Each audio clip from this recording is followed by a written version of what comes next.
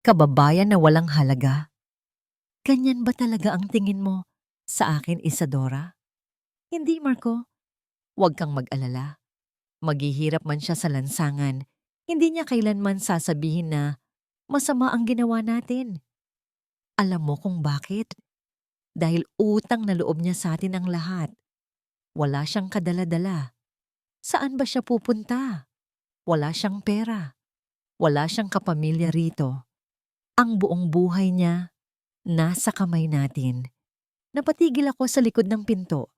Ang aking mga kamay ay may bahid pa ng harina. Hawak ko ang lumang orasan na yon.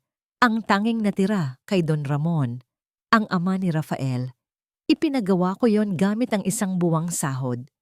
Sabi ni Manang Fe, simbolo raw yon ng panahon at pagmamahal ng pamilya. Ibibigay ko sana ito kay Rafael kahit nananatili siyang tulad ng isang bato sa kama, manhid at walang malay.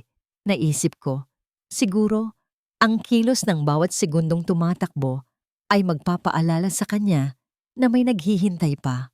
Pero ang naririnig ko ay ang bawat salita ni Isadora. Mas matalim pa sa pinakamatalas na karyom. Ang orasan sa aking kamay ay unti-unting lumamig. Hindi ko na naramdaman ang bigat nito. Ang mga kamay ko, ang mga kamay na nagkalyo sa paglalaba para makatipid sa kuryente. Ang mga kamay na nagkapaso sa pagluluto ng paboritong kaldereta ni Rafael. Ang mga kamay na yon ay tinawag na walang halaga. Isang malamig na paninikip ang dumapo sa aking dibdib. Hindi ako sumigaw. Ang pinakamalaking sakit ay ang sakit na hindi mo mailabas. Naramdaman ko ang paglamig ng dugo sa aking mga ugat. Tila nagiging yelo ang bawat patak. Humigpit ang hawak ko sa orasan, hindi dahil sa galit, kundi dahil kailangan kong humawak sa isang bagay para hindi ako bumagsak. Ang mga mata ko ay nag-init, ngunit hindi pinahintulutan ng aking lalamunan ang anumang hikbi. Ang bawat detalye ng bahay ay tila biglang naging salamin, nagpapakita ng aking kamangmangan.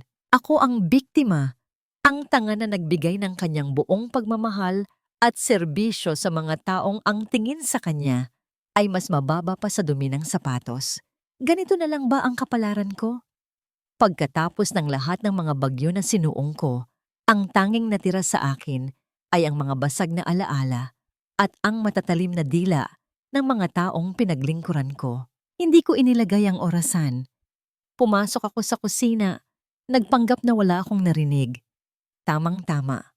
Bumukas ang pinto. Si Isadora. Suot niya ang kanyang pinakamahal na damit.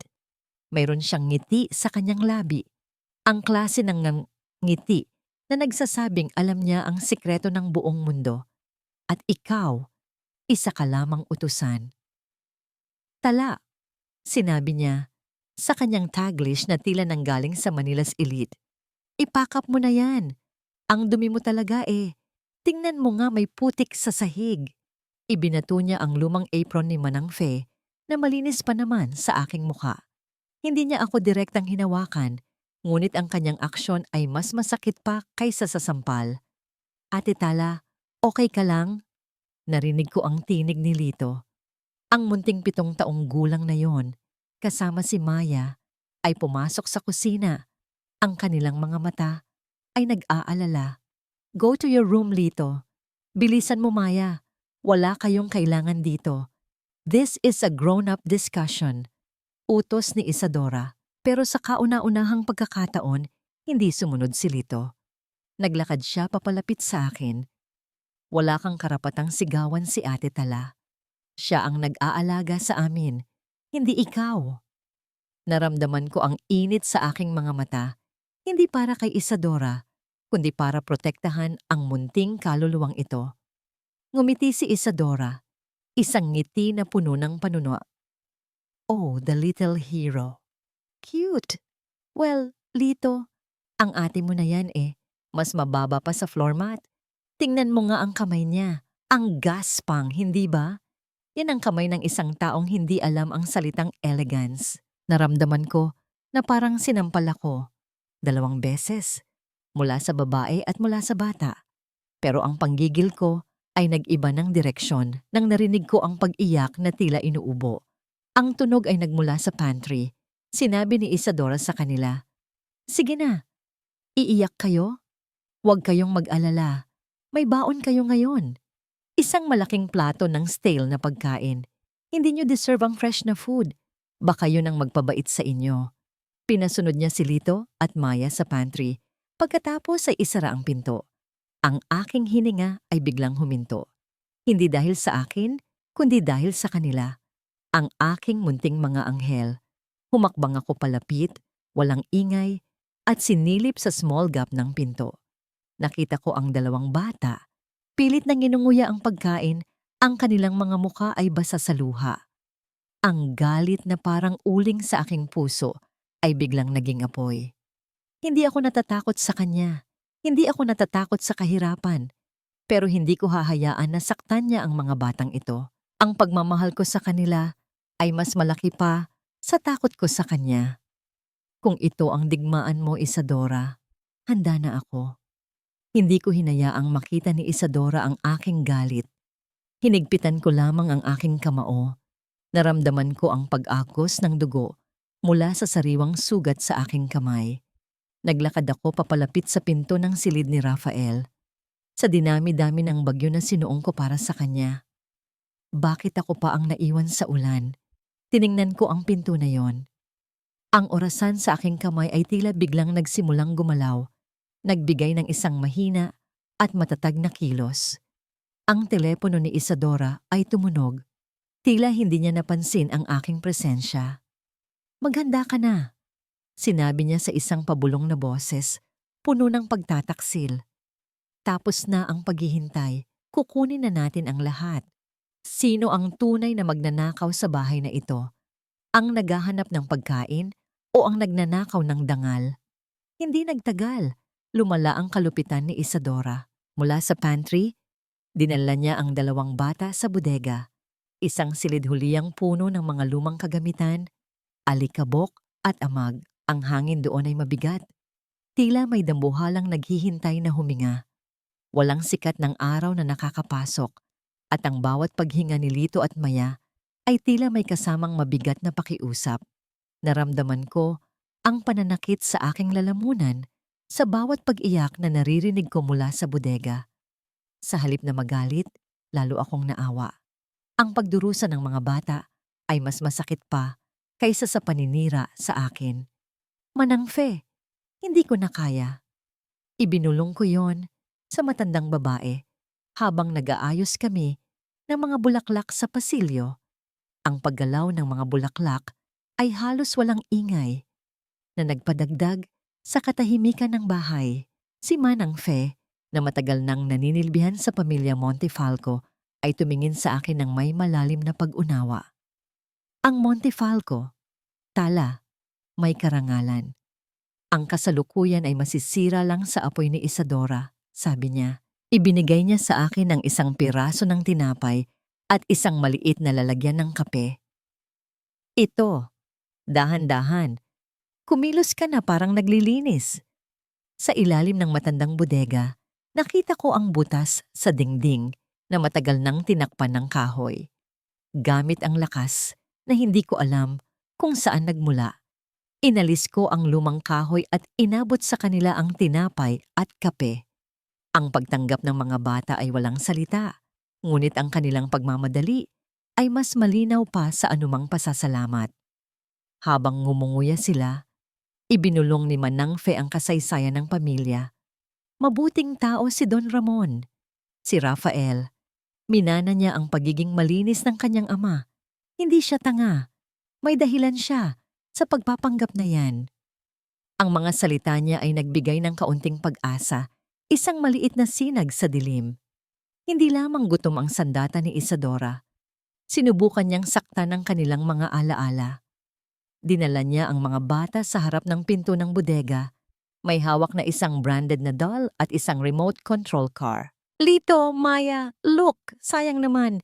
If you tell me the code, sa inyo to. Hindi ko naman kukunin. Just tell tita, di ba? Promise? Ibibigay ko sa inyo ang lahat ng gusto nyo." Ang boses niya ay malambing, artificial na malambing. Ngunit nang tumanggi ang mga bata, nagbago ang kanyang mukha, biglang nagdilim. Fine, magsama-sama kayo sa dilim. Sino ba ang may gusto sa inyo? Pati ang tatay ninyo. Wala nang pakialam sa inyo. Akala nyo ba gusto niya kayo? Tss, mga pabigat. Ang pagsara ng pinto ay nagdulot ng pagyanig sa buong pasilyo. Isang tunog na tila nagpapahiwatig ng kanyang matinding galit. Ang mga bata ay muling umiyak. Ang kanilang mga luha ay tila umaagos na lamang. Alam ko na hindi lang ito tungkol sa pera o inggit. May mas malalim. Nang umalis si Isadora, nagpanggap akong naglilinis sa silid ni Rafael. Ang katahimikan ni Rafael ay tila isang malaking paghihintay, isang sagot na hindi mailabas. Habang inaayos ko ang kanyang mga kumot, nakita ko ang mga nakakalat na papeles sa ilalim ng kanyang nightstand, hindi lang mga receipt o bank statement, kundi mga dokumentong legal na may tatak ng kumpanya. Mga litrato ng mga bank account na nakalagay sa mga pangalan ng iba. May nagtulak sa akin. Kailangan kong makita. Kinuha ko ang lumang cellphone ko. Mabilis ang pag-ihip ng aking hininga. Mabilis kong kinuha ang litrato ng bawat papel. Tila bawat kilos ng aking daliri ay isang sumpa laban kay Isadora. Ang takot ay lumabas sa akin, napalitan ng determinasyon. Ang mga ebidensya na ito ay hindi lamang proteksyon sa mga bata, kundi proteksyon sa aking sarili. Nang tinatapos ko na ang pagkuha ng litrato, ang aking mata ay dumapo sa ilalim ng kanyang kama. Isang maliit, itim na kahon. Hindi ito kagamitang medikal. Ito ay isang recorder. Bakit may maliit na itim na kahon sa ilalim ng kanyang kama? Ang misteryong ito ay lalong nagpalakas ng aking hinala. Lumabas ako ng silid ni Rafael at dahan-dahang lumapit sa bodega. Umupo ako sa sahig at nagsimula akong umawit ng isang lumang kundiman, isang awit na inaawit ng aking ina sa akin. Ang tinig ko ay mahina, parang bulong na lamang, ngunit ang diwa ng awit ay punong-puno ng pag-asa. Mula sa loob, nararamdaman ko ang katahimikan ng mga bata. Alam kong nakikinig sila. Sa loob ng dilim at amag, ang awit ko ang naging liwanag nila. Nang tinatapos ko na ang pag-awit, naramdaman ko ang isang anino sa aking likod. Bumalik si Isadora. Ang kanyang pag-ikot ay biglaan, ang kanyang mukha ay puno ng galit. Nakita niya ang aking pagmamadali sa pagtago ng cellphone. Anong ginagawa mo rito, magnanakaw? Akala mo ba hindi ko makikita? Ang kanyang boses ay malamig, mas malamig pa sa hangin ng Tagaytay. Naglinis lang po ako, ma'am. Ang tanging nasabi ko, ang aking lalamunan ay nanuyo, nanginginig. Ang pagkalito at pag-aalala ay nabasa sa aking muka. Ang pagtitiwala ay madaling sirain, ngunit ang pagbuo nito muli ay nangangailangan ng luha at dugo. Bumalik ako sa kusina, ang aking mga kalamnan ay naninigas sa tensyon. Ang mga salita ni Isadora sa telepono ay umaalingaw-ngaw pa rin. Tila may tunog ng kampana ng kamatayan sa bawat pantig. Kailangan kong kumilos ng may katalinuhan, hindi na may damdamin lamang. Ang pagkaawa sa sarili ay kailangang isantabi. Ang kaligtasan ni Nalito at Maya ang prioridad. Tala, anong nangyari? Bakit ganyan ang mukha mo? Tanong ni Manang Fe. Ang kanyang mga mata ay punong-puno ng pag-aalala. Wala po, Manang. May narinig lang po ako. Kailangan kong maging maingat.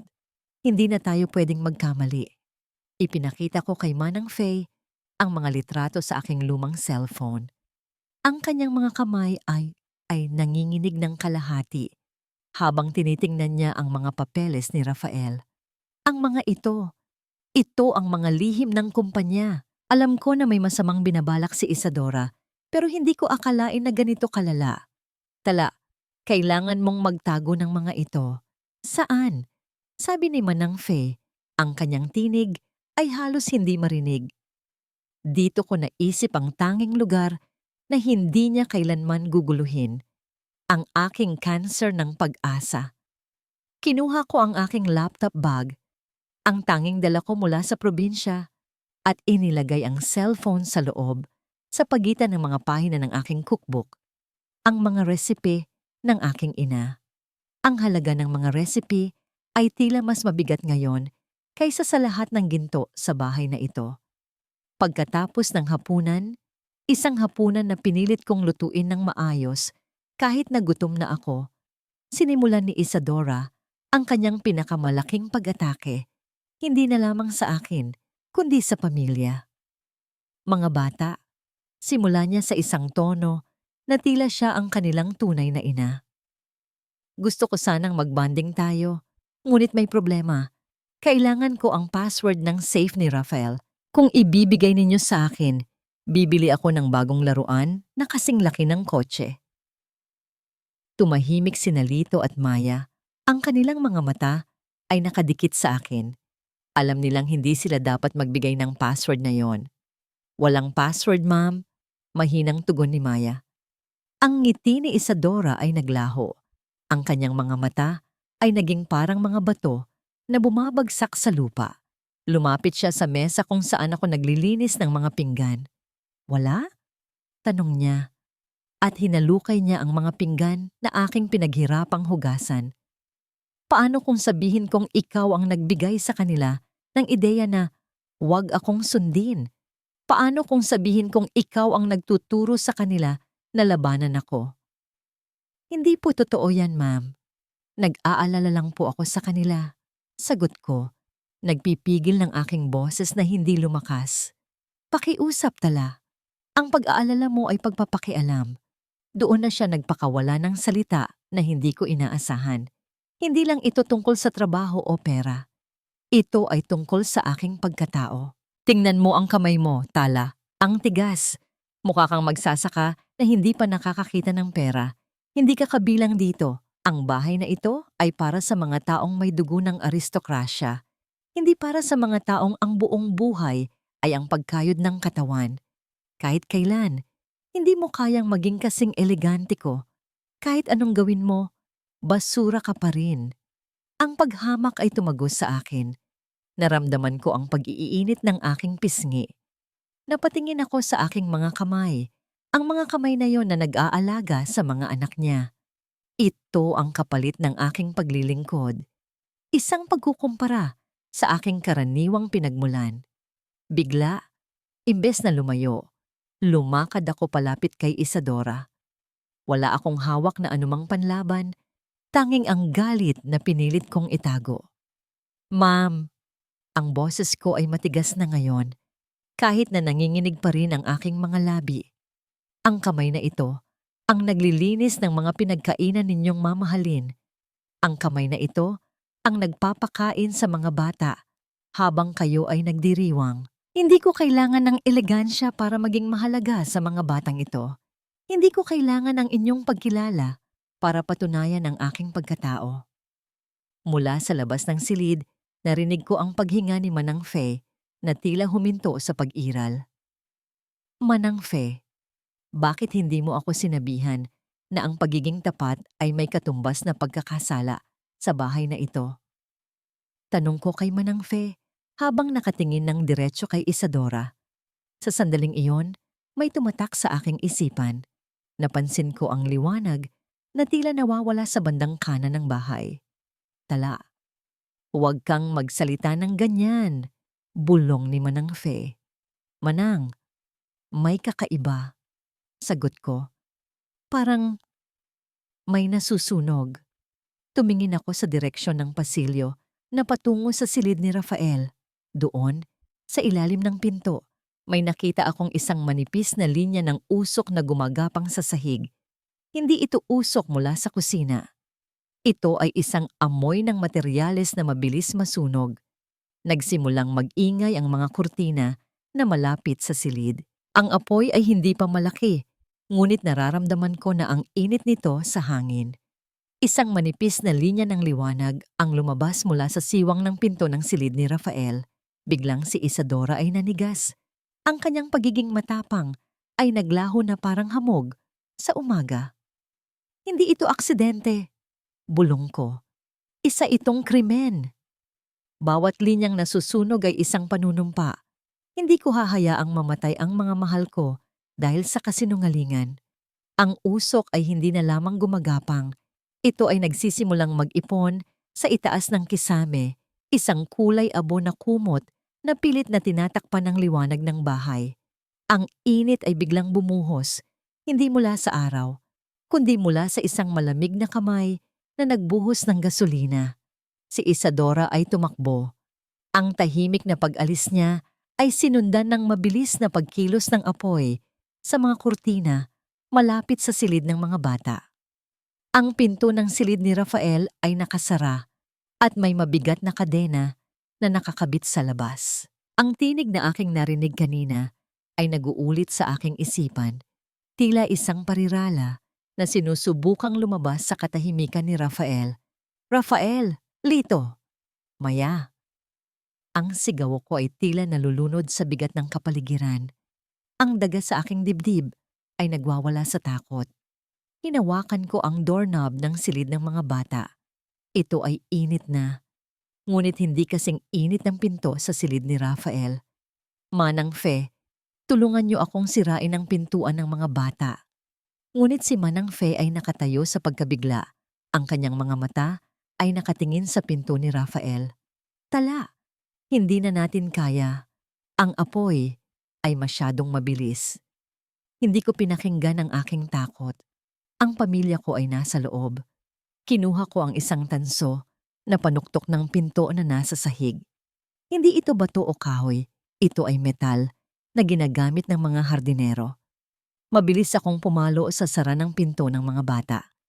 Ang pagkakadikit ng metal at kahoy ay nagdulot ng ingay na napakalakas sa aking pandinig. Sa pangalawang pagpalo, ang kahoy ay bumigay sa gitna. Pumasok ako sa loob. Ang hangin ay siksik at nakakasakal. Ang usok ay bumababa. Tila naghahanap ng sasakmal na katawan. Nakita ko si Lito at Maya, magkayakap. Ang kanilang mga mata ay nakapikit ng mariin. Naramdaman ko ang isang malaking bagay na gumagalaw sa itaas. Ang bigat ng kisame ay tila nagiging bato na bumabagsak. Lito, Maya, lumapit kayo sa akin. Sigaw ko. Ang aking boses ay nag-iiba na sa pagkapagod at takot. Wala akong oras para iangat sila. Sa isang pagkilos na hindi ko alam na kaya ko, isinandal ko ang aking katawan sa pagitan nila at ng bubong na nag-iinit. Ang init ay dumampi sa aking likod. Isang bangungot na umukit sa aking balat. Ang balat ko ay napasigaw sa sakit. Ngunit ang aking pag-iisip ay nakatuon lamang sa pagprotekta sa kanila. Ang aking mga kamay na nakahawak sa mga suyang damit ng mga bata ay nagsimulang magdugo dahil sa matulis na kahoy na tumama sa kanila. Ngunit ang sakit na ito ay maliit kumpara sa panganib na kinakaharap nila. Nabalik ang aking diwa nang marinig ko ang tinig sa kabilang pinto. Ang tinig na matagal nang pinipigilan ng katahimikan. Tala, huwag kang bibitaw. Ang boses ni Rafael, hindi ito sigaw, kundi isang malalim na huni ng pag-asa. Ang tanging liwanag sa silid ay ang maliit na siwang sa ilalim ng pinto ni Rafael. Rafael, hindi ko na kayang pigilan ang bubong. Tulungan mo ako. Sa isang hininga na tila huling hininga ng buhay, naramdaman ko ang paggalaw ng latch sa pinto ni Rafael. Hindi sira ang kandado, kundi binuksan mula sa loob. Si Rafael, ang lalaking matagal nang nakaidlip, ay nakatayo doon. Ang kanyang mga mata ay nakatuon sa akin, puno ng isang bagay na hindi ko maipinta, pag-aalala at pag-unawa. Hindi siya bumangon, kundi gumapang siya. Halika na, Tala. Hawakan mo ang kamay ko. Hawakan mo sila. Sa gitna ng usok na pumapailan lang, ang tinig ko ay nawala sa paghinga. Nagtagumpay ako. Ang katawan ko ay nanghihina. Ngunit ang pagkilos ko ay mabilis nang gumapang ako papalapit kay Rafael. Hindi ko kayang maglakad, Rafael. Pakiusap. Huwag mo akong iwanan. Ang bulong ko, Ang pag-amin ng aking pagkabalisa ay mas malakas kaysa sa naririnig na kilos ng apoy sa labas. Ito ang pagpapakita ng aking pangangailangan sa kanya. Ang pag-amin na hindi ko kayang mag-isa sa sandaling ito. Hinawakan ni Rafael ang kamay ko at ang kanyang kilos ay maingat at malambot sa kabila ng sitwasyon. Hindi kita iiwan, Tala. Hindi kita iiwan kailanman. Hinawakan niya si Lito at Maya at kaming tatlo ay nagsiksikan sa liwanag na lumalabas mula sa pintuan ni Rafael. Ang pinakamasakit na uri ng paglimot ay hindi ang pagkawala ng pangalan, kundi ang pagkawala ng damdamin na minsan nating pinagsaluhan. Ang init ng apoy ay napalitan ng nakapangigilabot na lamig ng ospital. Ang amoy ng usok at nasunog na kahoy ay naglaho, ngunit ang kapalit nito ay ang matapang na amoy ng antiseptic at gamot na tila kumakapit sa aking balat. Nakaupo ako sa isang monoblock na upuan sa labas ng kwarto. Ang aking mga balikat ay nakayuko sa bigat ng pagod. Ang mga benda sa aking braso ay tila mga medalya ng isang digmaang ako lang ang nakakaalam. Ang katahimikan sa pasilyo ay binabasag lamang ng ritmo ng mga monitor mula sa loob ng mga kwarto, isang paulit-ulit na pintig na nagpapaalala sa akin na ang buhay ay marupok. Ligtas na sina Lito at Maya. Nasa pangangalaga sila ni Manang Fe sa kabilang ward. Ngunit si Rafael, bumukas ang pinto ng kanyang kwarto. Lumabas ang doktor na may mukhang seryoso. Tumayo ako. Ang bawat kalamnan sa aking katawan ay sumisigaw sa sakit. Gising na siya, sabi ng doktor sa mahinahong boses. Pero misis, may kailangan kang malaman. Pumasok ako sa loob. Ang liwanag ng araw ay tumatagos sa bintana. Tumatama sa mukha ni Rafael. Gising na siya. Ang kanyang mga mata, na dati ay puno ng lihim na pagmamasid noong siya ay tulog, ngayon ay nakadilat na ng tuluyan. Lumapit ako. Ang puso ko ay tumitibok ng mabilis dahil sa pag-asa. Rafael? Tumingin siya sa akin. At sa sandaling iyon, ang puso ko ay nadurog ng mas pinupa kaysa sa mga abo ng bahay na nasunog. Ang kanyang tingin ay blangko. Walang init. Walang pagkilala. Miss! Ang kanyang boses ay paos at mahina. Nurse ka ba? Nasaan? Nasaan ang asawa ko? Nasaan si Isadora? Ang pangalang yon ay tumarak sa akin ng mas malalim kaysa sa anumang piraso ng nasunog na kahoy. Matapos kong ialay ang aking buhay, matapos kong suungin ang impyerno para sa kanya, ang una niyang hinanap ay ang babaeng nagkulong sa amin sa kamatayan. Ang babaeng halos pumatay sa kanyang mga anak. Napaatras ako. Ang sakit sa aking mga paso ay tila nawala, napalitan ng isang manhid na pakiramdam sa aking puso. Hindi niya ako kilala.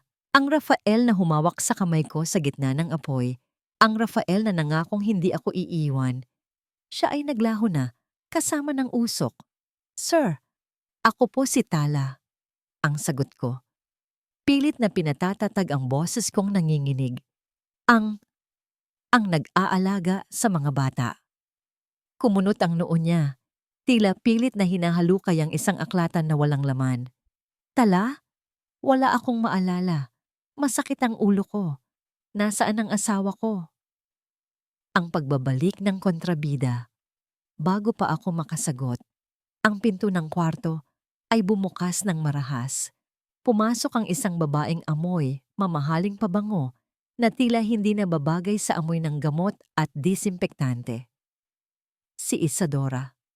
Malinis ang kanyang suot. Walang bahid ng uling o abo. Tila hindi siya galing sa lugar ng krimen. Oh my God! Rafael, my love! Tumakbo siya palapit sa kama at niyakap si Rafael ng mahigpit. Isang yakap na puno ng pagpapanggap. Ang kanyang mga luha ay mabilis na pumatak, ngunit alam ko ang katotohanan sa likod ng mga luhang yon. Thank God you're alive. Akala ko mawawala ka na sa akin. Humagulhol siya. Tumingin siya sa akin At sa isang iglap, ang kanyang mukha ay nagbago mula sa pag-aalala patungo sa matinding pandidiri. "What are you doing here?" Asik niya sa akin. Ang kanyang boses ay matalim, ngunit mahina, upang hindi mahalata ni Rafael. "Lumayas ka! Hindi ka kailangan ng asawa ko. You caused enough trouble." Tumingin ako kay Rafael. Inaasahan kong ipagtatanggol niya ako, tulad ng ginawa niya sa kanyang silid bago ang sunog. Ngunit nakita ko lamang ang pagkalito sa kanyang mga mata. Hinayaan niyang hawakan siya ni Isadora. Hinayaan niyang ang babaeng yon ang maging sandalan niya. "Isadora!" Bulong ni Rafael. "Anong nangyari? Bakit ako nandito?" "Shh, honey. It's okay." Nagkasunog. "But don't worry. Nandito na ako. I will take care of everything. Paalisin mo na ang babaeng yan. Siya ang may kasalanan ng lahat." Ang paratang ni Isadora ay parang latigo. Gusto kong sumigaw. Gusto kong sabihin kay Rafael na ang babaeng yakap niya ay isang demonyo. Ngunit paano? Paano ko ipapaliwanag ang isang katotohanan sa taong hindi naman ako kilala? Aalis na sana ako. Tanggap ang aking pagkatalo nang may humawak sa aking braso sa labas ng pinto. Isang lalaking nakasalamin at pormalang suot. Si Attorney Valderrama, ang abogado ng pamilya. "Huwag kang umalis, Tala." Seryoso niyang sabi.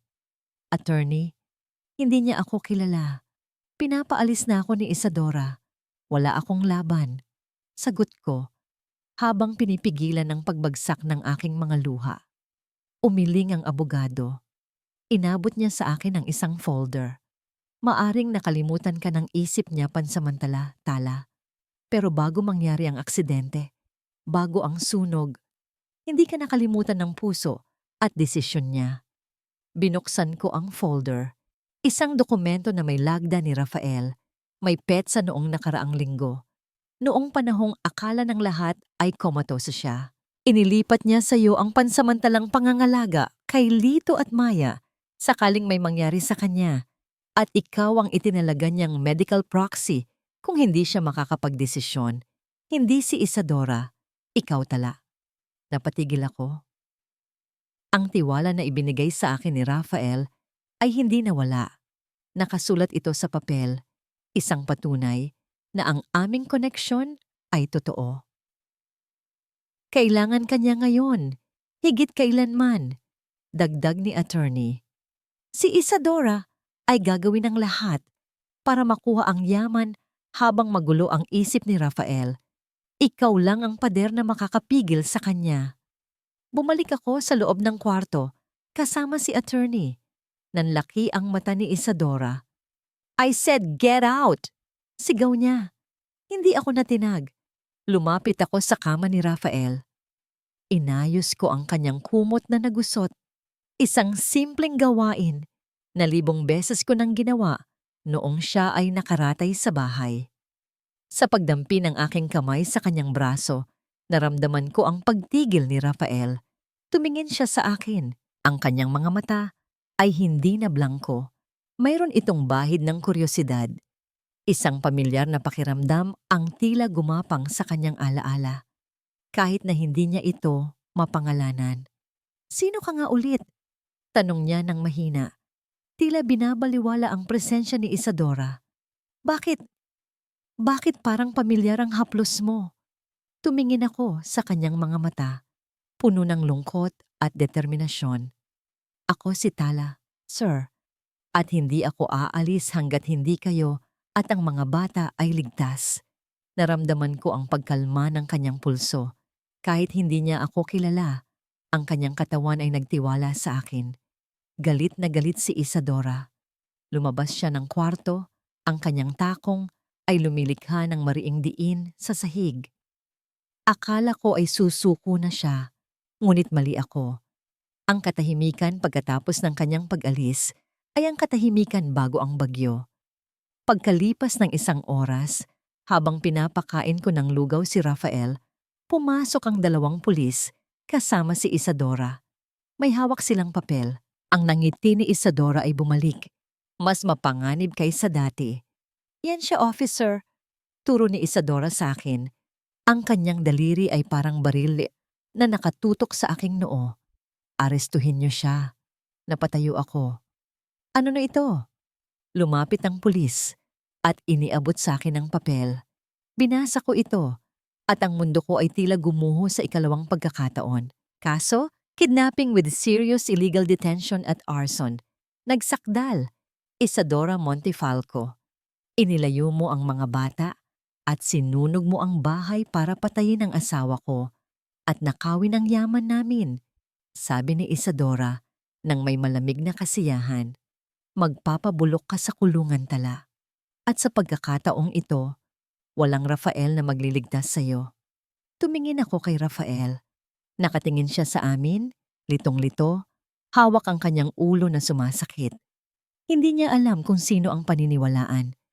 At sa sandaling iyon, napagtanto ko na ako ay mag-isa na naman sa gitna ng digmaan. Ang katotohanan ay parang tubig. Kahit anong pilit mong ibaon, kusa itong aahon para linisin ang lahat.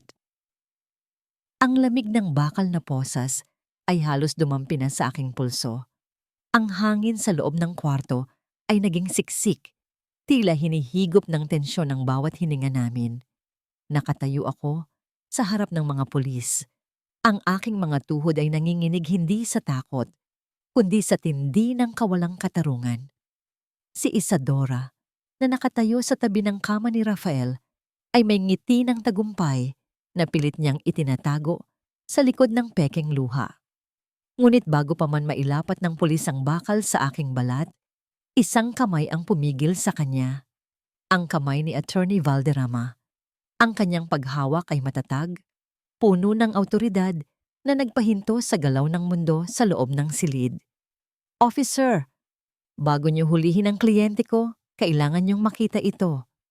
Wika ni Attorney Valderrama sa isang boses na mababa ngunit matalim. Iniabot niya ang isang dokumento na may selyo ng notaryo publiko.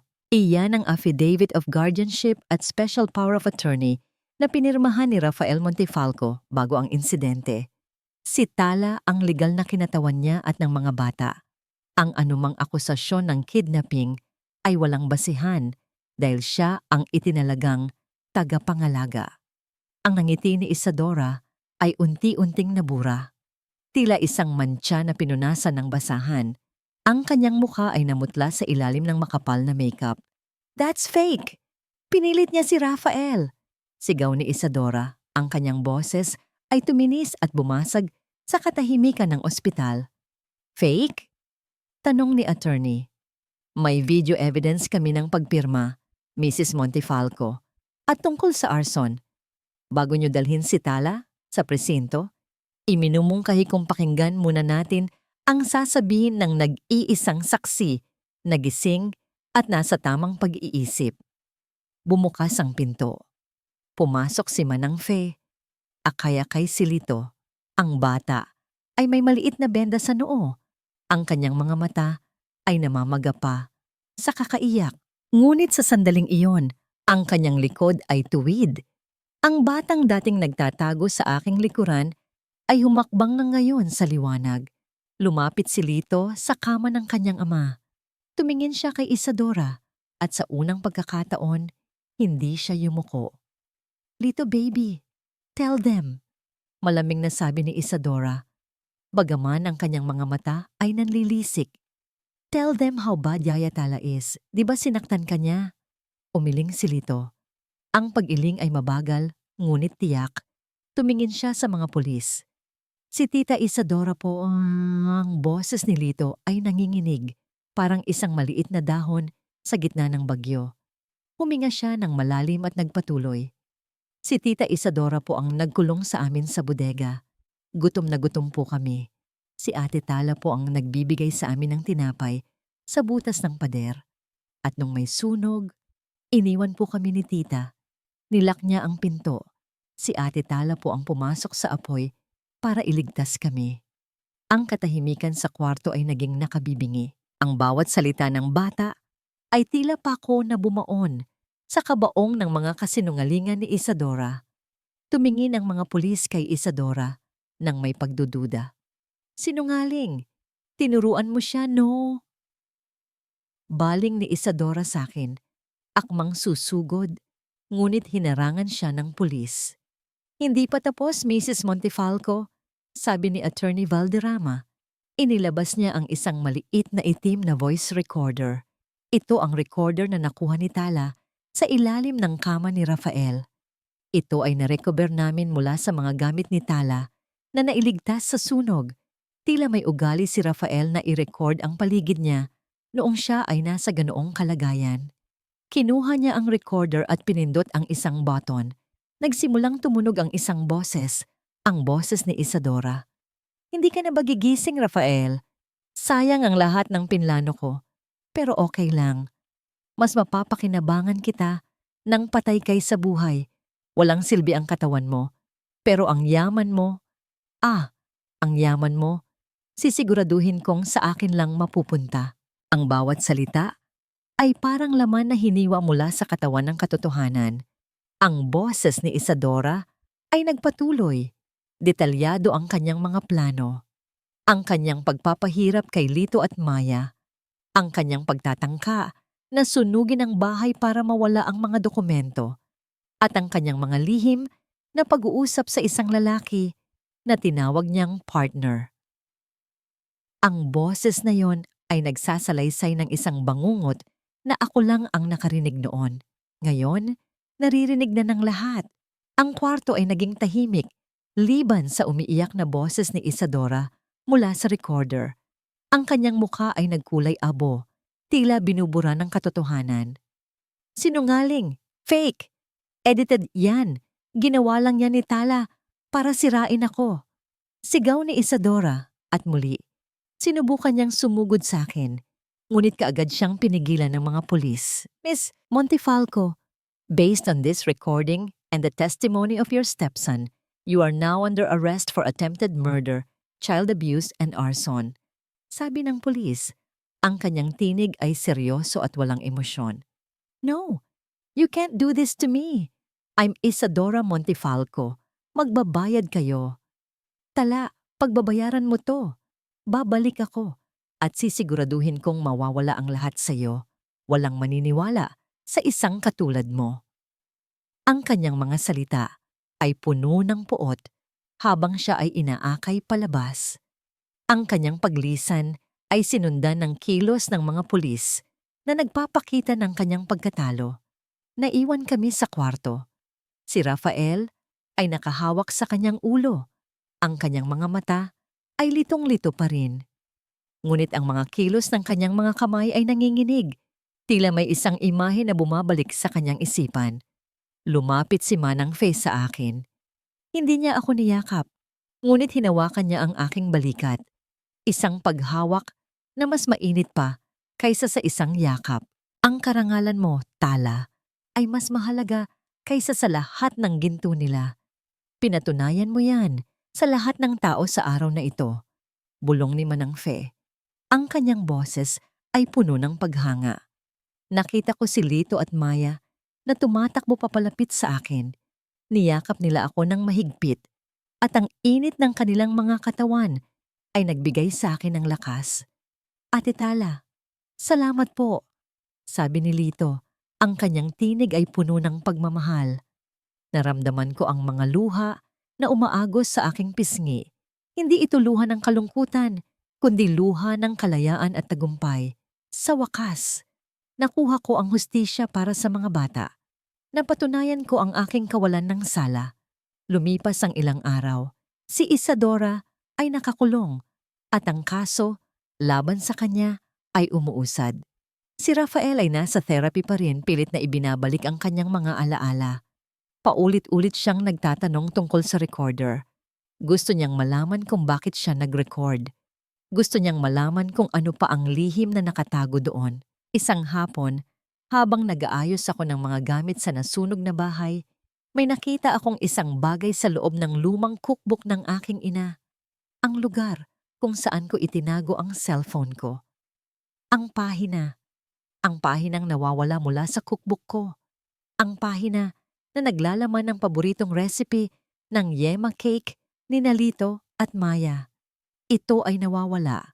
Napabuntong hininga ako. Nasaan ito? Ito ang aking minana mula sa aking ina. Ang alaala ng kanyang pagmamahal.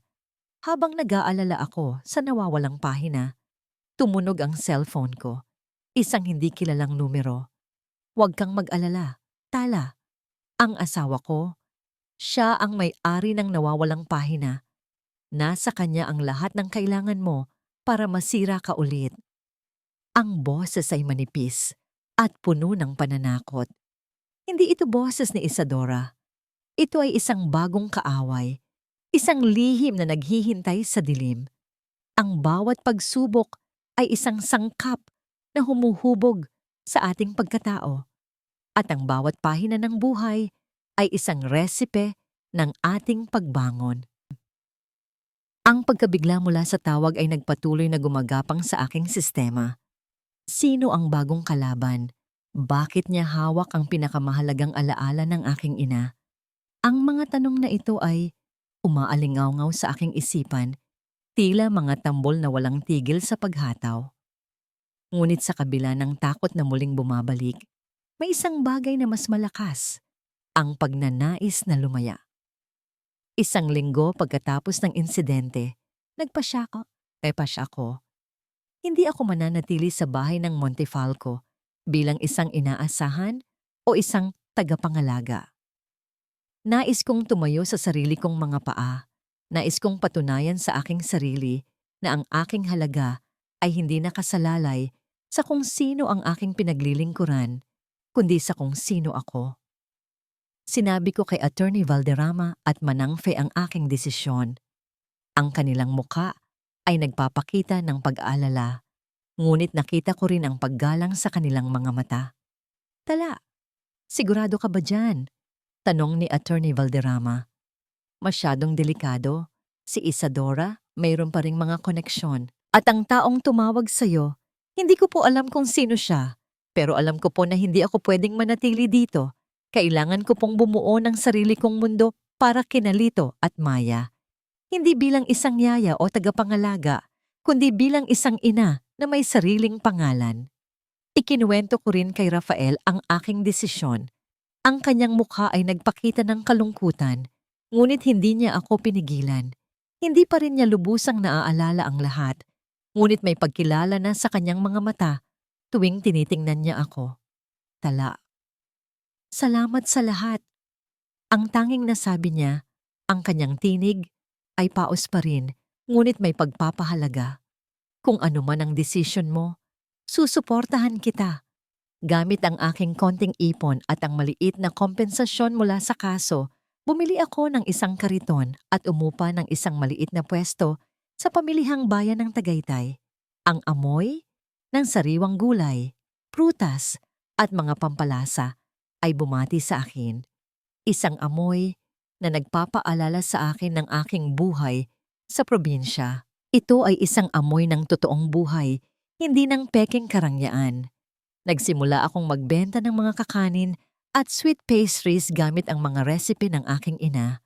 Ang aking cookbook na mayroon ng kulang na isang pahina ay nagsilbing inspirasyon at gabay. Sa simula, mahiyain ang mga tao.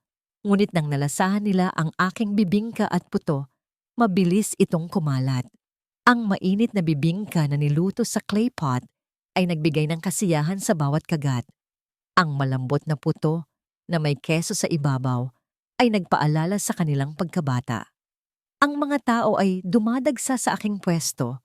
Ang pagdami ng mga tao ay nagbigay sa akin ng lakas, ng paniniwala na may halaga ang aking mga gawa. Ate Tala, 1 dozen pa po ng yema cake, sabi ng isang estudyante. Wow, Tala, ang sarap ng bibingka mo. Parang gawa ng nanay ko. Wika ng isang matandang babae, ang kanyang mukha ay puno ng ngiti.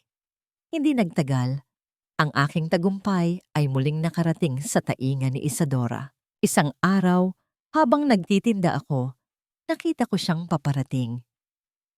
Nakasuot siya ng sunglasses at mahal na damit. Pilit na ipinapakita na hindi siya apektado ng kulungan. Tala, aba, magnanakaw ka talaga. Pati ang mga recipe ng Montefalco, ninakaw mo na rin? Ang kanyang boses ay matalim. Sumisigaw sa gitna ng pamilihan. Sinubukan niyang sirain ang aking reputasyon, ngunit hindi ako nag-iisa. Hoy, Isadora! Walang Montefalco ang nagbebenta ng kakanin. Huwag kang mandamay ng tao. Sigaw ng isang tindera ng gulay sa akin. Umalis ka rito. Hindi ka na kailangan dito. Wala ka ng power. Wika ng isang nagtitinda ng isda. Pinagtanggol ako ng mga tao. Ang kanilang pagmamahal at pagtitiwala ay mas malakas kaysa sa pagbato ng mga salita ni Isadora. Ang kanyang mukha ay namutla sa galit at hiya. Hiya. Umalis siya. Ang kanyang paglakad ay mabilis at puno ng kahihiyan. Habang papauwi na ako, dala ang aking kariton. Nakita ko si Nalito at Maya na tumakbo papalapit sa akin. Mama Tala, gutom na kami. Paborito namin ang yema cake mo, sabi ni Maya. Opo, sana po laging ganyan ang bango ng bahay natin, dagdag ni Lito. Niyakap ko sila. Ang init ng kanilang mga katawan ay nagbigay sa akin ng kasiyahan na hindi ko naramdaman sa matagal na panahon. Manang Fe, sabi ko nang makarating kami sa bahay na inuupahan namin pansamantala. Kahit may nawawalang pahina, bubuuin ko pa rin ang cookbook ko. Bubuuin ko ang buhay ko. Maya-maya, may isang anino na lumapit sa aking pwesto. Isang lalaking nakasuot ng formal na damit. Ang kanyang mukha ay pamilyar. Ikaw ba si Tala? Tanong niya. Ako si Attorney Valderrama. Gusto ko sanang malaman kung ikaw ba ang matalik na kaibigan ni Rafael. Ngunit bago pa ako makasagot, isang sasakyan ang huminto sa harap ng aking pwesto. Bumaba si Rafael. Ang kanyang mukha ay nagpapakita ng pag-aalala at pag-unawa. Ang kanyang mga mata ay nakatuon sa akin. Huwag kang matakot Tala. Alam ko na, sabi ni Rafael. Ang kanyang boses ay malalim. Ang kanyang pagkilos ay dahan-dahan, ngunit ang intensyon ay malinaw. Ang asawa ko, siya ang may-ari ng nawawalang pahina. At hindi lamang yon ang tunay na pag-ibig ay hindi lamang nakikita sa puso, kundi sa paggalang at pagsuporta sa pangarap ng bawat isa. Ang mga salita ni Rafael ay tila hangin na dumampi sa aking mukha, puno ng misteryo. Ang kanyang pagkilos ay dahan-dahan, ngunit ang kanyang tingin ay matatag.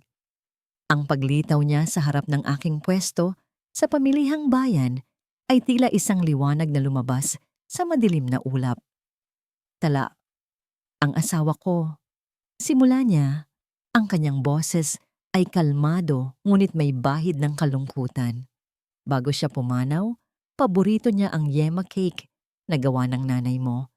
Minsan, nakita ko siyang kinokopya ang resipe sa isang maliit na notebook. Biniro ko pa nga siya na huwag niyang nakawin ang lihim mo. Pero tinago niya lang daw para subukan niyang gayahin ang lasa. Baka iyon ang nawawalang pahina sa cookbook mo. Naramdaman ko ang isang pagkalma sa aking dibdib. Hindi ito isang kaaway na humahawak sa lihim ng aking ina para saktan ako. Ito ay isang alaala, isang koneksyon sa isang taong mahalaga kay Rafael. Ang aking kaba ay napalitan ng pangunawa.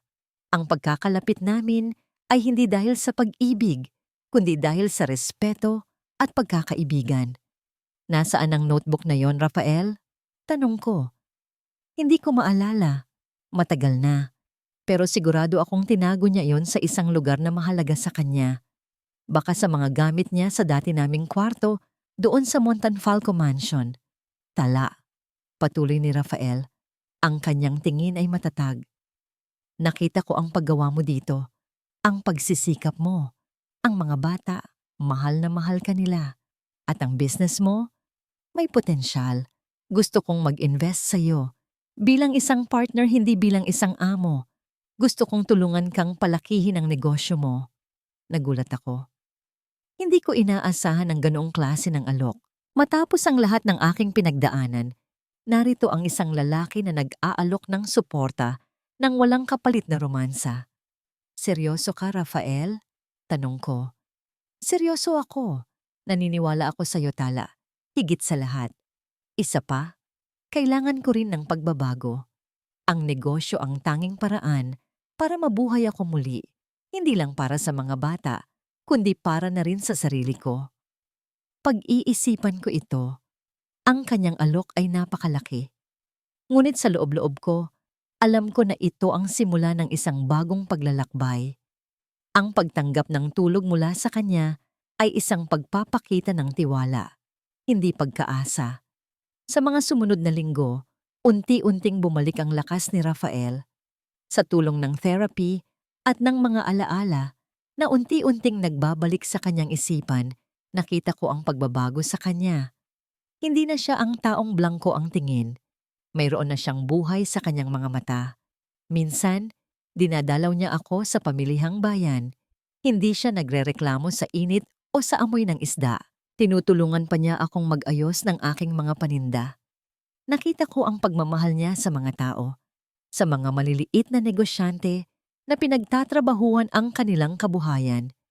"Ang sarap ng kakanin mo, Tala," sabi niya habang nakatingin sa aking mga produkto. "Masarap talaga ang pagkain kapag galing sa pawis at sipag. Hindi tulad ng mga fake na packaging na walang kaluluwa." Ang kanyang mga salita ay nagbigay sa akin ng inspirasyon, ngunit ang kapayapaan ay hindi nagtagal. Si Isadora, na nasa kulungan pa rin, ay hindi sumuko. Nalaman niya ang tungkol sa investments ni Rafael sa akin. Nagpadala siya ng mga papel sa korte na nagsasabing si Rafael ay hindi pa sapat ang kondisyon para magdesisyon para sa kanyang negosyo at sa mga bata. Nais niyang akuin ang legal guardianship para kontrolin ang lahat ng ari-arian ni Rafael. Ginagamit niya ang media, sabi ni Attorney Valderrama sa akin. Pilit niyang sinisiraan si Rafael at ngayon, sinisiraan ka na rin niya. Naramdaman ko ang paglamig ng aking mga kamay. Muling bumalik ang labanan. Hindi pa ito tapos. Isang araw, habang kausap ko si Rafael tungkol sa mga plano para sa aming negosyo, may sasakyan na huminto sa harap ng aming pwesto. Bumaba si Isadora, may kasama siyang 2 bodyguard. Kahit na nakakulong siya, nakahanap pa rin siya ng paraan para makalabas ng pansamantala sa pamamagitan ng bail at mga koneksyon. Ang kanyang paglakad ay diretso sa akin. Ang kanyang mga mata ay nagliliyab sa galit. "Rafael, how dare you?" sigaw ni Isadora. Ang kanyang boses ay matalim at nanginginig. Dahan-dahan, itinaas niya ang kanyang kamay. Ang kanyang kilos ay mabilis at puno ng puot. Ang bawat kasinungalingan ay may dalang anino. At sa bawat anino, may nagtatago na katotohanan na handang lumabas sa liwanag. Ang lakas ng sampal ni Isadora ay umalingaw-ngaw sa buong pamilihang bayan, tila isang kidlat sa gitna ng tanghali. Napatakip ako sa aking bibig. Ang aking puso ay sumisikip sa galit. Ngunit ang napakagulat na pangyayari ay ang reaksyon ni Rafael. Hindi siya sumigaw. Hindi rin siya gumanti. Ngunit ang kanyang mukha, na dati may bahid pa ng pagkalimot, ay biglang nagbago. Ang kanyang mga mata ay nanlaki. Tila may isang pelikula na biglang naglaro sa kanyang isipan. Hinawakan niya ang kanyang pisngi, hindi dahil sa sakit ng sampal, kundi dahil sa isang sakit na mas malalim. Isadora. Ang boses niya ay nanginginig, tila may nilalamon na katotohanan. "Ang mga salita mo, ang sinabi mo sa akin nung nasa kama ako. Walang silbi ang katawan mo, pero ang yaman mo." Ang mga salitang iyon ay ang eksaktong kopya ng boses ni Isadora sa recorder. Ang sampal na yon ay hindi lamang nagdulot ng sakit sa pisikal, kundi nagpatalon din sa nawawalang alaala ni Rafael. Namutla si Isadora. Ang kanyang muka ay nagpakita ng takot. "Rafael, what are you talking about? Hindi ko alam yan. Ginagawa lang yan ni Tala para sirain ako."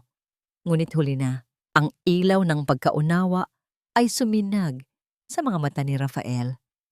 "Ginawa mo sa akin. ginawa mo sa mga anak ko.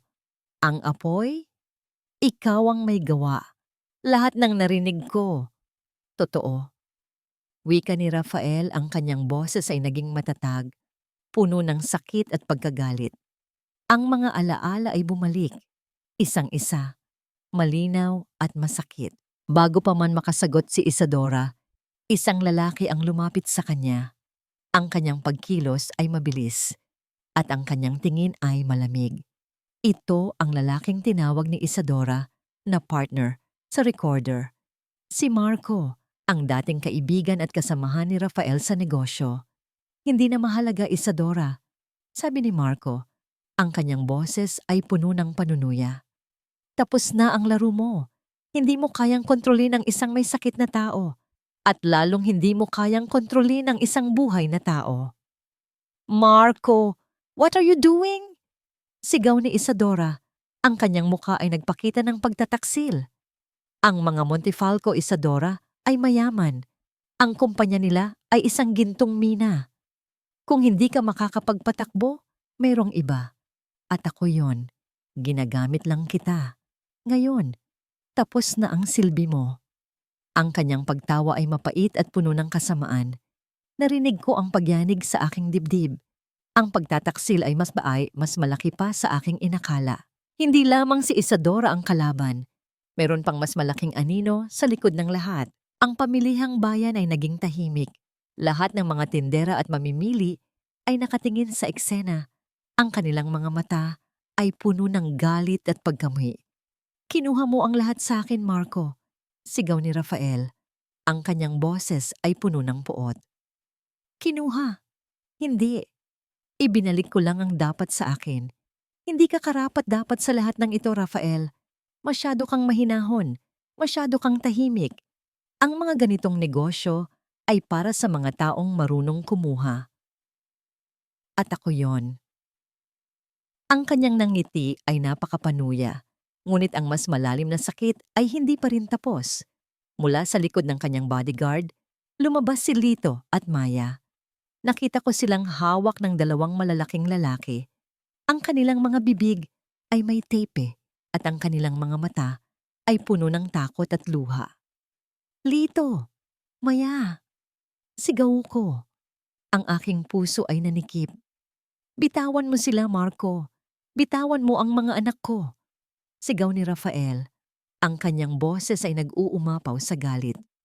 Hindi! Sagot ni Marco. Ang kanyang tingin ay malamig. Kung hindi ka makakapagdesisyon ng maayos sa mga ari-arian mo, gagawin ko. At ang password ng safe mo, mayroon na akong paraan para malaman. Lumapit ako kay Rafael. Ang aking mga kamay ay nanginginig. Ngunit ang aking pagkilos ay determinado. Tumingin kami sa mga bata.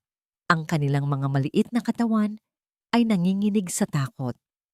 Hindi ito oras para sa pag-aalinlangan. Rafael, kailangan nating kumilos.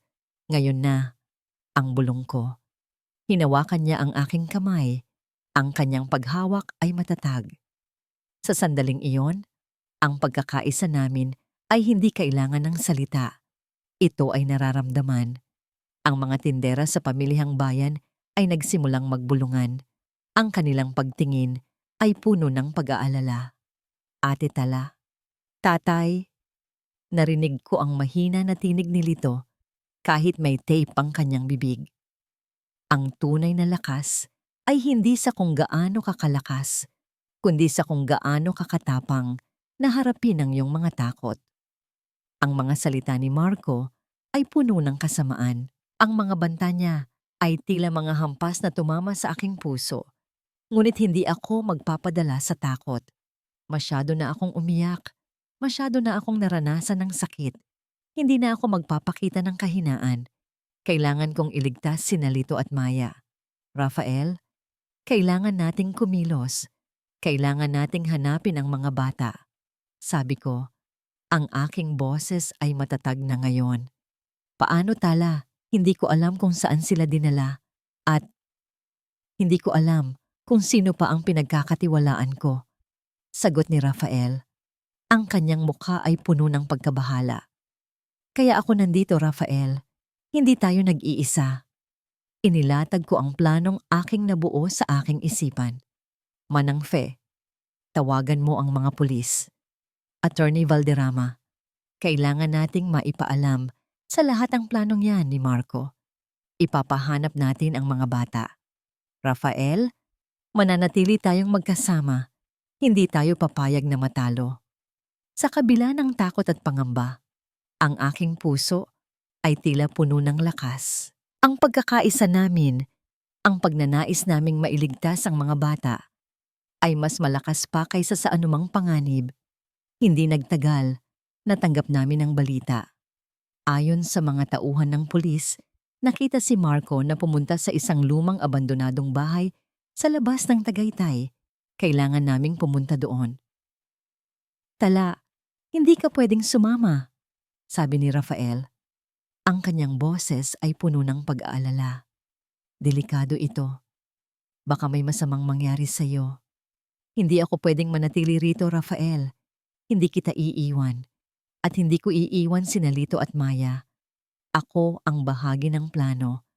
At kung may mangyayari man, handa akong tanggapin. Tumango siya. Ang kanyang mga mata ay puno ng paghanga at pagmamahal na hindi ko akalain. Nakipagkita kami kay Attorney Valderrama at sa mga pulis. Sumama kami sa kanila sa lumang bahay. Ang amoy ng pagkabulok ay tumama sa aking ilong. Ang mga bintana ay basag. Ang pinto ay luma at sira. Dahan-dahan kaming pumasok sa loob. Ang liwanag ng araw ay hindi nakakapasok. Ang dilim ay lumukob. Sa isang sulok ng lumang bahay, nakita namin sina Lito at Maya. Ang kanilang mga bibig ay may tape at ang kanilang mga mata ay puno ng luha.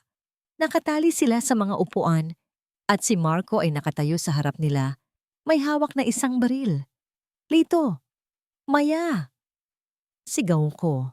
Ang aking puso ay tumalon sa aking dibdib. Tala! Sigaw ni Rafael. Ngunit huli na. Mukhang dumating na ang matapang na tagapangalaga. Sabi ni Marco, ang kanyang boses ay puno ng panunuya.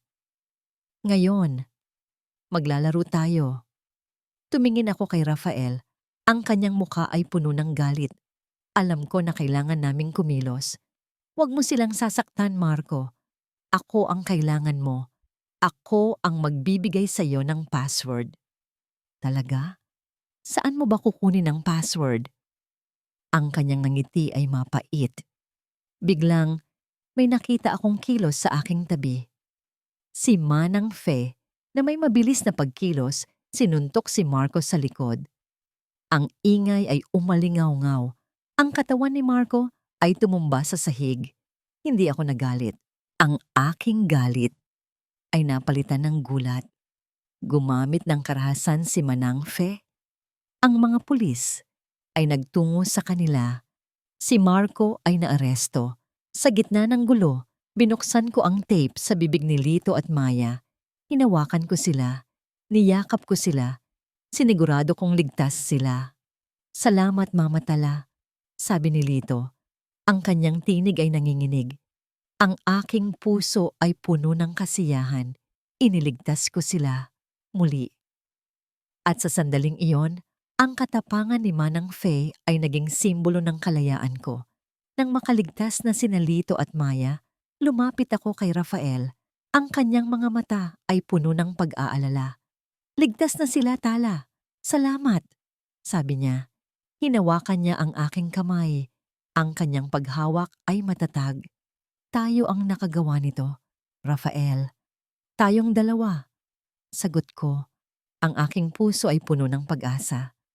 Sa wakas, nakatingin ako sa kanyang mga mata, naghahanap ng katotohanan.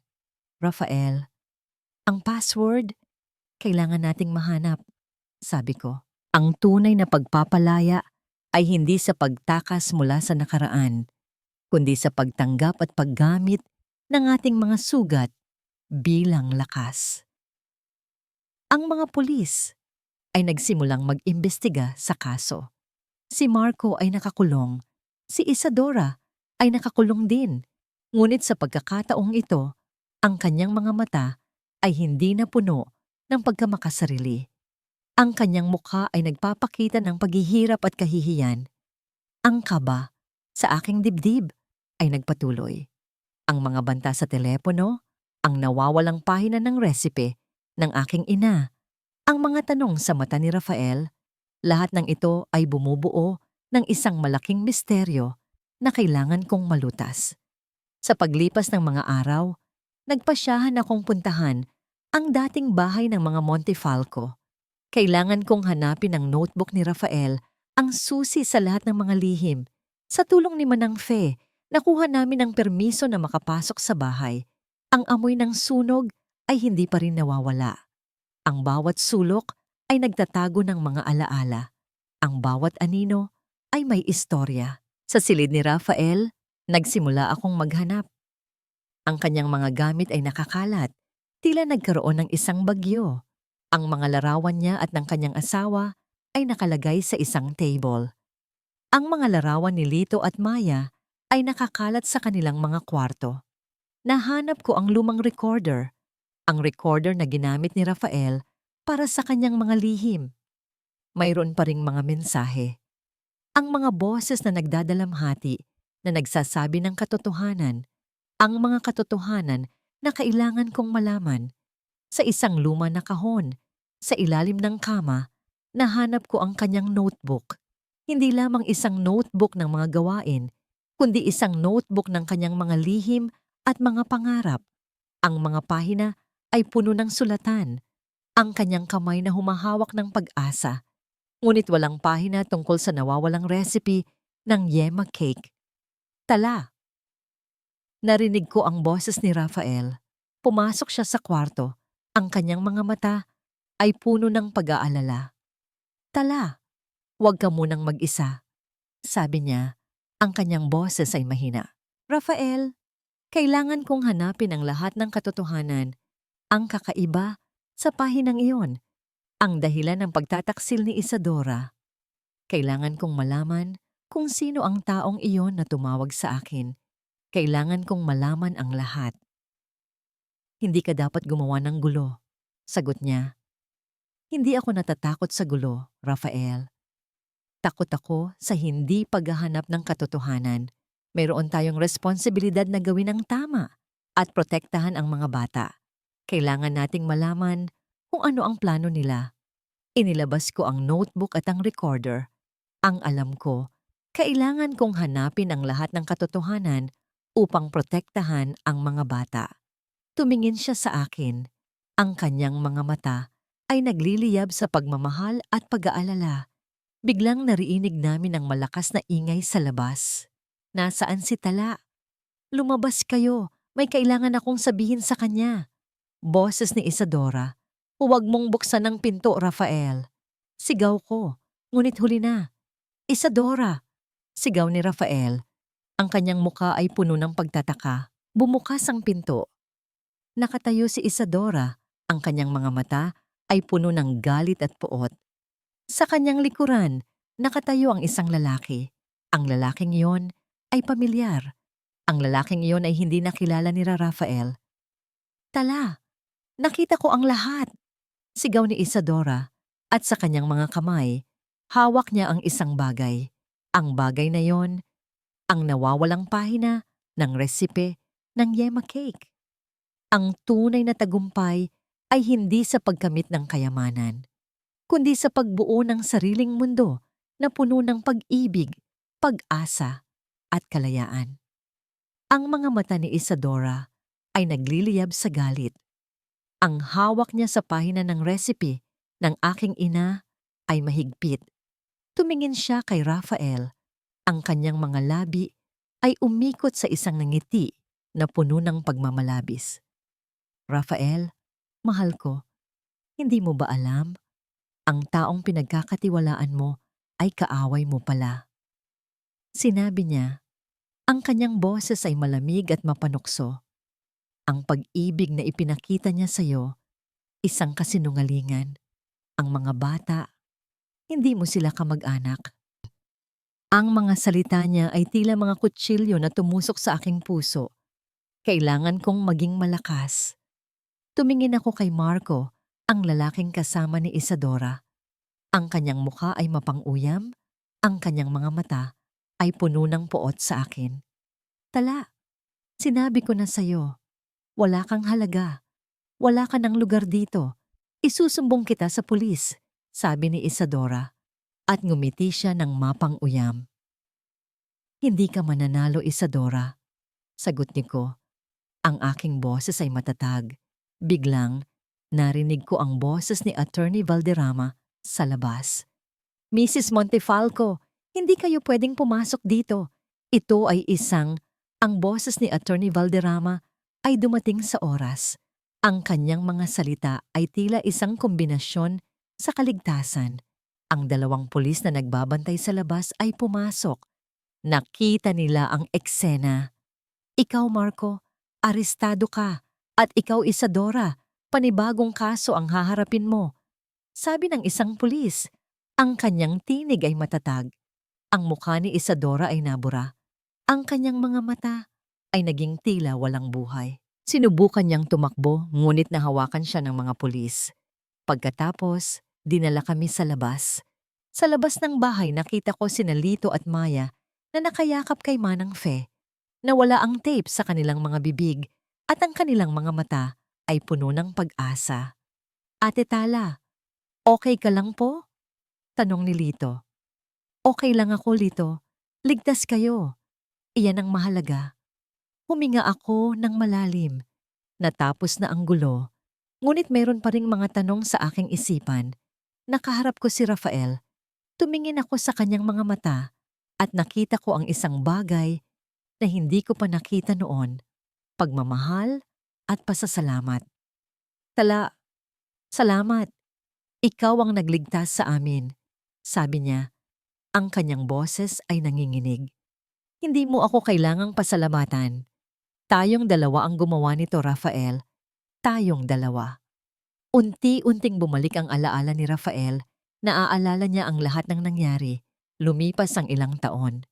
Ang Talas Sweet Haven ay naging tanyag na tatak sa Tagaytay. Ang aking mga cake at pastries ay nagbibigay ng saya sa lahat. Si Lito at Maya ay lumaki sa bawat kombinasyon ng pagmamahal at proteksyon. Tinatawag nila akong Mama Tala. Nakita ko ang kasiyahan sa kanilang mga mata at ang tagumpay ko ay nagkaroon ng kabuluhan.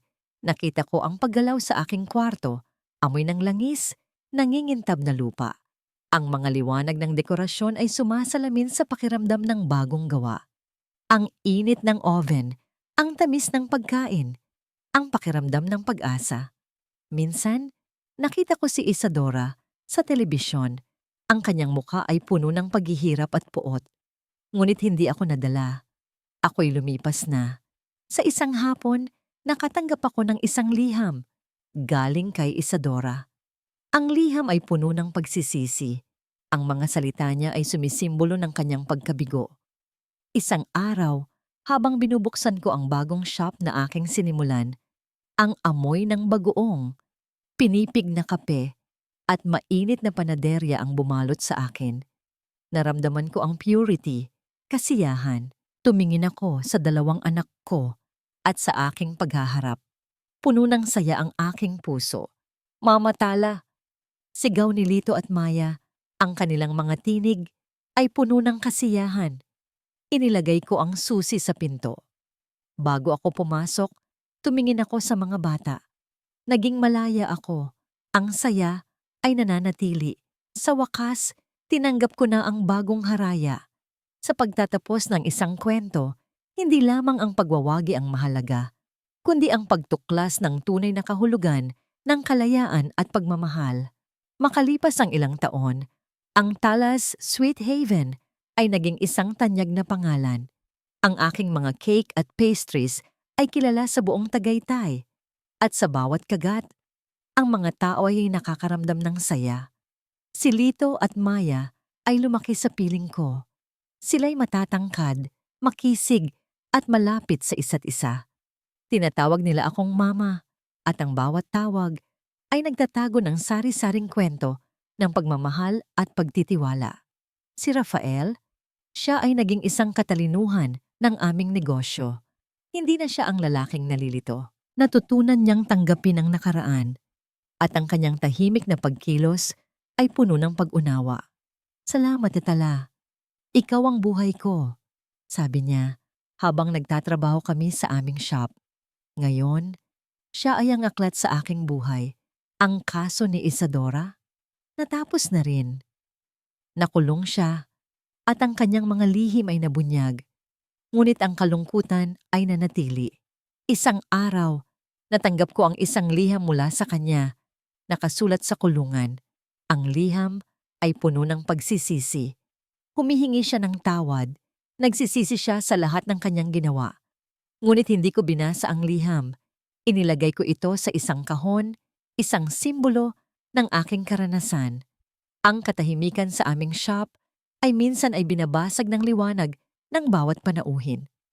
Isang araw, habang nag-aayos ako ng mga cake sa aking bintana, dumating si Lito at Maya. Nakangiti silang papasok. Mama, may sorpresa kami sa'yo, sabi ni Lito. Ang aking puso ay sumaya. Ano yon? Tumawa si Maya. Basta po, halika na sa likod. Sumunod ako sa kanila. Sa likuran ng shop, nakita ko ang isang bagay na hindi ko inaasahan. Isang upuan na gawa sa kahoy, sa gilid ng lupa. Para saan to? Para po sa inyo, Mama. Kasi po, ngayon, hindi na kayo nag-iisa. May kasama na kayo, sabi ni Maya. Lumingon ako. Sa aking likuran, nakita ko si Rafael. Ang kanyang mukha ay nakangiti. Inabot niya ang isang yema cake, ang paborito kong kakanin. Tala, gusto ko sanang tanungin ka, ang sabi niya. Ang kanyang boses ay nanginginig. Ang katahimikan ay napuno ng kasiyahan. Will you, Tala, maging asawa ko? Ang aking puso ay puno ng kagalakan. Tumango ako. Oo. Rafael, naging masaya ang aming kasal. Hindi marangya, ngunit puno ng pag-ibig. Ang mga tao sa aming komunidad ay dumalo. Saksi sila sa aking tagumpay, sa aking pagbangon. Ngayon, tumayo ako sa loob ng shop. Ang bango ng yema cake ay umaalingaw-ngaw. Nakangiti ako. Sa aking paligid, naroroon si Lito at Maya at si Rafael. Ang kalayaan ko ay ang tagumpay ko. At ang tagumpay ko ay ang pag-ibig na ating pinagsasaluhan. Ang liwanag ay sumisinag sa aking mukha.